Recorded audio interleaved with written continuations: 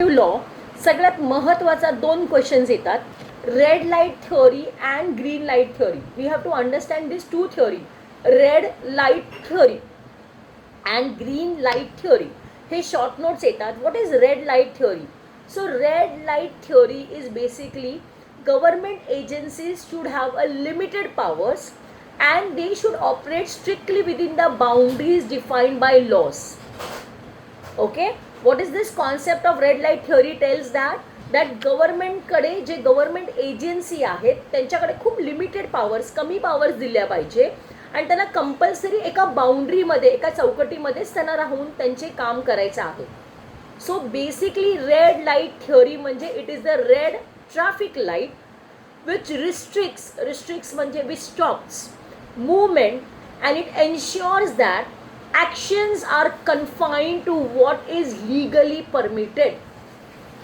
एक हद में रह के काम करो. अगर उनको more powers are given to them, there are chances of corruption. So this red light theory tells that government agencies should have limited powers.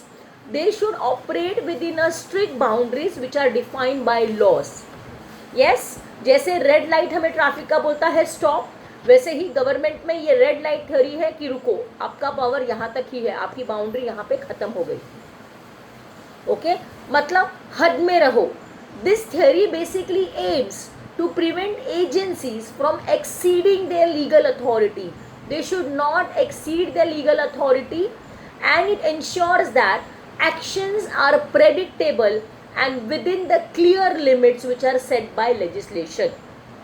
आता फॉर एग्जाम्पल इंस्पेक्शन पावर, अगर किसी गवर्नमेंट अथॉरिटी को इंस्पेक्शन पावर दिया गया है, if the law specifically allows a health department, अभी inspection power में हम एग्जाम्पल पकड़ रहे हैं हेल्थ डिपार्टमेंट का, तो वहाँ पे कहाँ पे जाएंगे वो?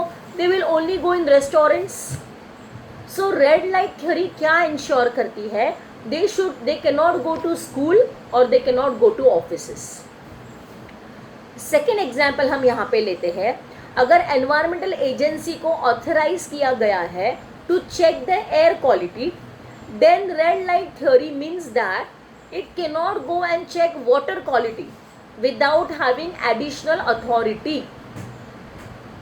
Yes, clear.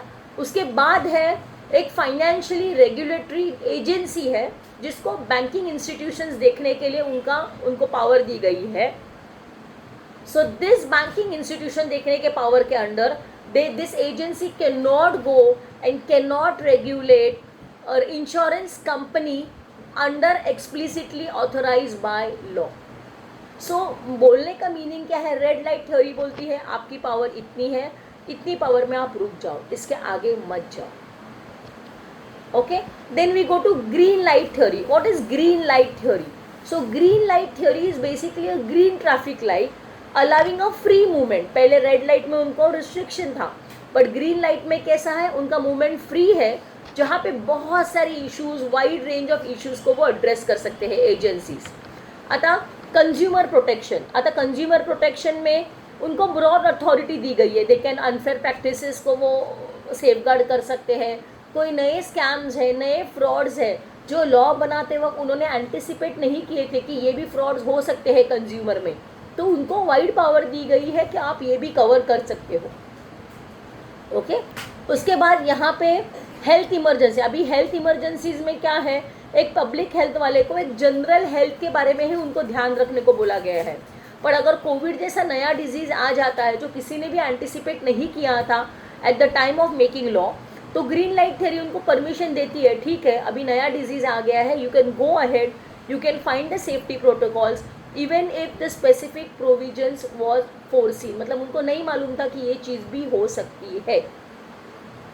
Okay, so green light, red light theory क्या करती है? एजेंसीज को बोलती है हद में रहो, आपका लिमिट यहाँ पे ख़त्म हो गया है. आपको अगर कंज्यूमर का काम है तो आप कंज्यूमर का ही काम करो, आप एनवायरमेंटल में इंटरफेयर मत करो. ग्रीन लाइट थ्योरी क्या बोलती है? एक ब्रॉडर अथॉरिटी दी गई है, address a wide range of issues and adopt new challenges.